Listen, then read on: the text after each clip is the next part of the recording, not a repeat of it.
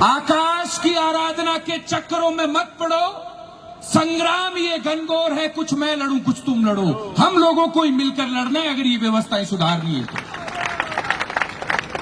बीकानेर के पीबीएम अस्पताल में व्याप्त व्यवस्थाओं के विरोध में और अस्पताल के अंदर आने वाली प्रसूताओं की इलाज में लापरवाही के चलते और दवाइयों की गुणवत्ता की कमी के कारण लगातार हो रही मौतों के विरोध में हमने बीकानेर के पीबीएम बचाओ संघर्ष समिति के आह्वान पर आज एक दिन का ये सांकेतिक धरना और प्रदर्शन रखा है।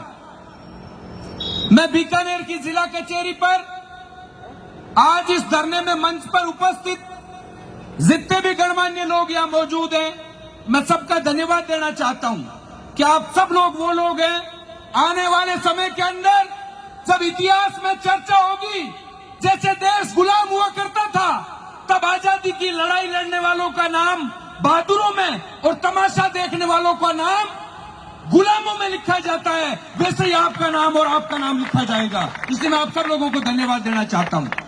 बीकानेर जिले के साथ राजस्थान के अलग अलग कोनों से कोई चूरू से साथी आए, कोई गंगानगर हनुमानगढ़ से आए।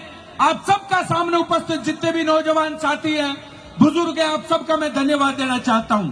आप सब लोग केवल 2 दिन का समय मिला, क्योंकि आचार संहिता की चर्चा चली कि 18 तारीख को आचार संहिता लग जाएगी, इसलिए केवल 2 दिन का समय मिला। और मैं जिले के प्रशासन को और राजस्थान की सरकार को बता दूं, ये तो सिर्फ ट्रेलर है, जरूरत पड़ी तो फिल्म दिखाने के लिए भी तैयार है, लेकिन पीछे नहीं हटेंगे। केवल 2 दिन का समय मिला, साथियों से संपर्क नहीं हो पाया। अस्पताल के अंदर जो अव्यवस्थाएं हैं उनको तत्काल सुधारा जाए। एक महिला जो नई जिंदगी को इस दुनिया में लाने के उद्देश्य के साथ पीबीएम अस्पताल के अंदर आती है, उसकी जब लाश जाती है तो उसके घर की क्या स्थिति होती है, वो सब चीजें मैंने करीब से महसूस की। ये बच्चा देख रहे हैं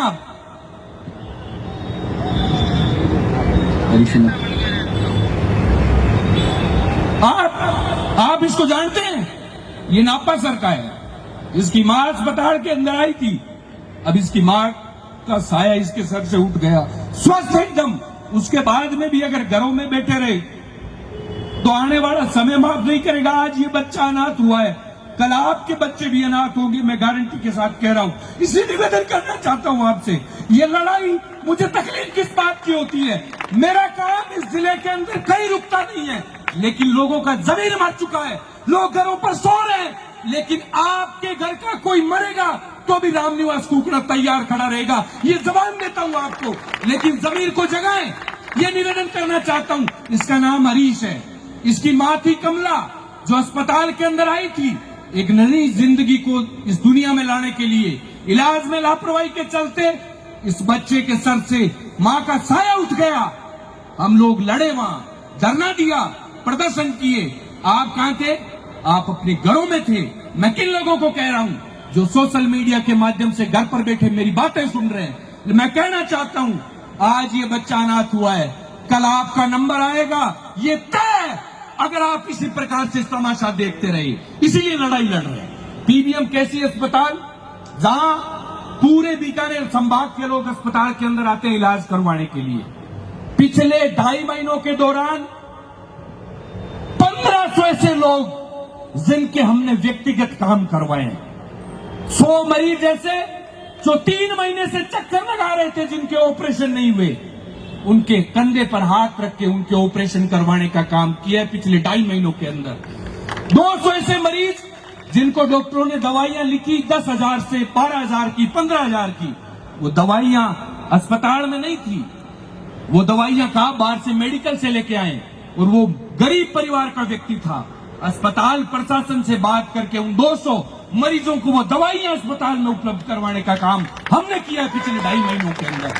500 ऐसे लोग जो वार्डों के अंदर पड़े थे, जिनके टाकियां पड़ गई शरीर पर, पट्टियां तक नहीं हो रही थी, उन 500 लोगों के कंधों पर हाथ रख करके उनका इलाज हमने करवाने का काम किया है। 300 ऐसे लोग जो जांचों के लिए धक्के खा रहे थे, दर दर की ठोकरें खा रहे थे, ऐसे 300 लोगों की जांचें करवाने का काम हमने इन 2.5 महीनों के अंदर किया है। इसलिए मैं कहना चाहता हूं, आपको जागरूक होना पड़ेगा। अस्पताल के क्या हालात हैं? पीबीएम केवल अस्पताल नहीं है, बीकानेर संभाग की जीवन रेखा। जब जरूरत पड़ती है आदमी भाग के पीबीएम आता है। आज हालात कैसे कर दिए? अस्पताल के अंदर सुई नहीं है, अस्पताल में ग्लव्स नहीं मिलेंगे, अस्पताल में दवाई उपलब्ध नहीं है। आप जिस प्रकार से चुप बैठे हैं, आप चुप रहे तो मैं गारंटी के साथ कह रहा हूं 5 साल बाद आपको मांचे का भी किराया पीबीएम अस्पताल के अंदर देना पड़ेगा, क्योंकि आप लोग कमजोर हैं, घर पे बैठ के तमाशा देख रहे हैं। हालात क्या हो रहे हैं?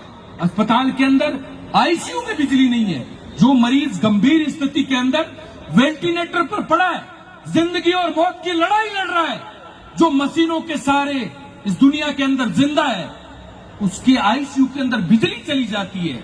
एक्सरे करवाने के लिए मरीज चला जाता है, बिजली चली जाती है। वार्डों के अंदर पंखे बंद पड़े, वार्डों के अंदर कूलर बंद पड़े, शौचालय बंद पड़े, पीने के लिए पानी नहीं है। तो क्या चाहते हैं आप? ये चाहते हैं कि अस्पताल के ताला लगेगा तब बोलोगे? उस समय का भी इंतजार करो, ज्यादा दूर नहीं है वो समय, बहुत जल्दी वो समय आएगा जब अस्पताल के गेट पर ताला लगा मिलेगा कि यहाँ केवल मंत्री की औलाद और किसी बड़े व्यापारी की औलाद का ही यहाँ पर इलाज होगा। वो समय भी बहुत करीब है, मैं आपको कहना चाहता हूँ। इसलिए निवेदन करना चाहता हूँ, अस्पताल के हालात बड़े खराब हैं। मैं थोड़ा भावुक व्यक्ति हूँ, ऐसे परिवारों की स्थितियां देखते हैं तो चाहे खुद का घर कुर्बान पड़े करना, मैं पीछे नहीं रह सकता। मैं तो जान लगानी पड़े तो लगाऊंगा, ऐसे लोगों के लिए लड़ूंगा।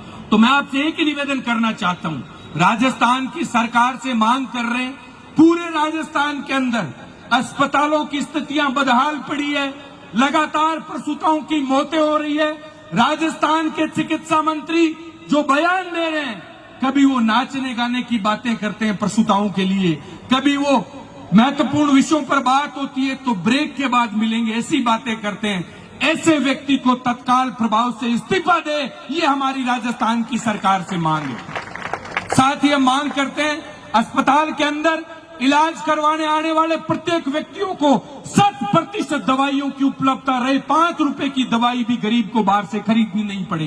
प्रत्येक दिन आने वाले मरीज को समय पर जांचें हो, और जो चिकित्सक घर पर 200, 300, 500 रुपए फीस लेकर घर पर मरीज देखने के आदी हो गए, उनको कहना चाहता हूं, ये नीयत बदल ले। हम जिले के प्रशासन से आज मांग करने आए हैं, हम गांधी को मानने वाले लोग हैं, हम हिंसा के खिलाफ वाले लोग हैं, लेकिन अगर प्रशासन के कहने से आपने आदतें नहीं बदली तो हम भगत सिंह का रास्ता भी जानते हैं, आपकी आदतें बदलना भी जानते हैं। गरीबों को लूटना आप बंद करें। एक गरीब परिवार का व्यक्ति जो पूरे दिन मेहनत मजदूरी करता है, उससे जांच दिखवाने के भी 200 रुपए लेते हैं, क्योंकि अस्पताल के अंदर डॉक्टर बैठता नहीं है। उनका समय ओपीडी का सुबह 8 बजे से लेकर 2 बजे तक, लेकिन डॉक्टर अस्पताल के अंदर मरीज को कहते हैं अगर जांच अच्छे से दिखवानी है तो शाम को घर आए। मैं कहना चाहता हूं, डॉक्टर इस बात को बदले कि जांच अच्छे से दिखवानी है तो अस्पताल के अंदर आए, घर जांच नहीं देखेंगे। ये बात आपको लानी पड़ेगी, तब जाकर हालात सुधरेंगे।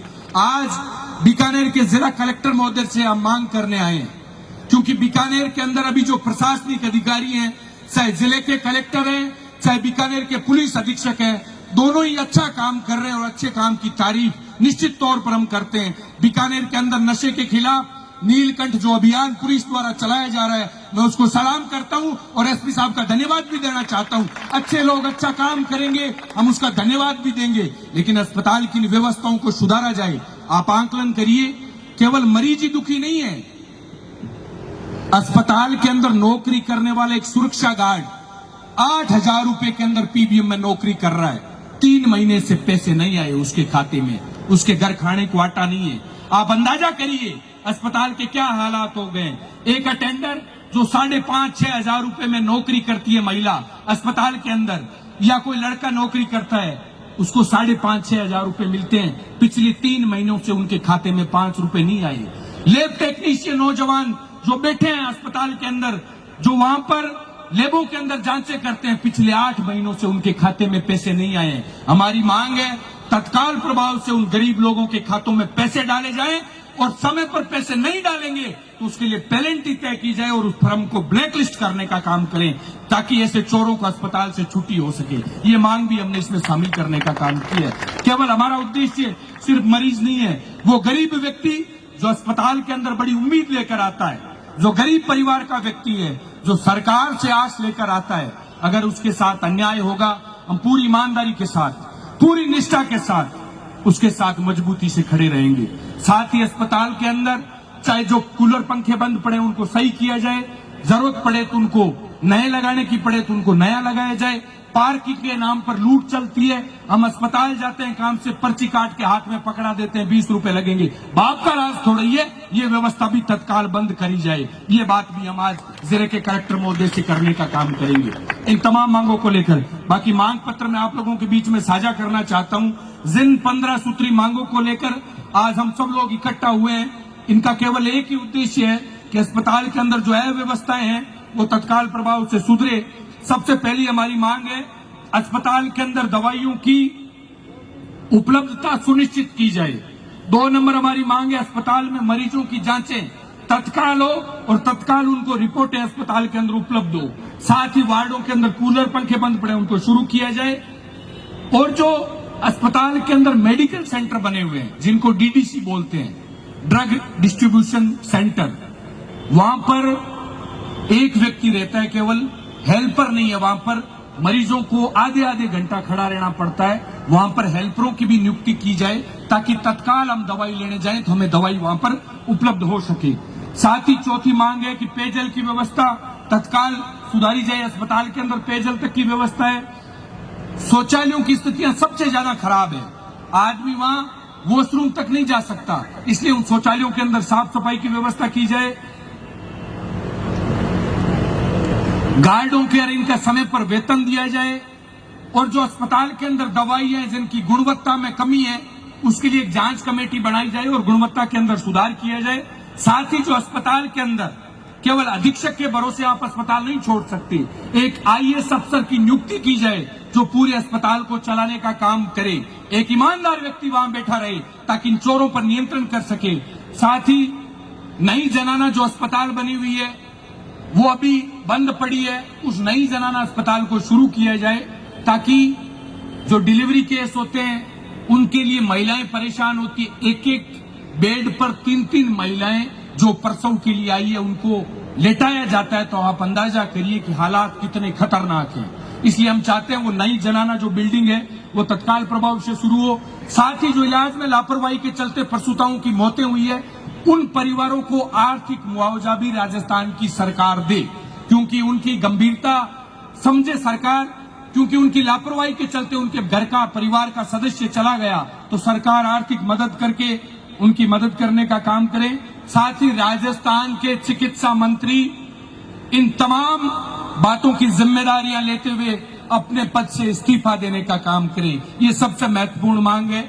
इन 15 मांगों को लेकर आज हम शांतिपूर्ण तरीके से एकत्रित हुए। अभी हम ज्ञापन सौंपेंगे जिले के कलेक्टर महोदय को और उनसे निवेदन करेंगे, क्योंकि कलेक्टर साहब भले इंसान है, वो जन सुनवाइयां भी करते हैं, अलग अलग जगह पर जाकर गरीबों की तकलीफें भी सुनने का काम कर रहे हैं। तो हमें उनसे उम्मीद है कि वो इन तमाम मांगों पर विचार करेंगे। और आज सब लोगों से मैं निवेदन करना चाहता हूं कि आज ज्ञापन देने के पश्चात जाना नहीं है, परिणाम लेके जाएंगे, आप चिंता मत करें। आज आए हैं तो लाडू बंटवा के जाएंगे, खाली हाथ नहीं जाएंगे, विश्वास दिलाता हूं।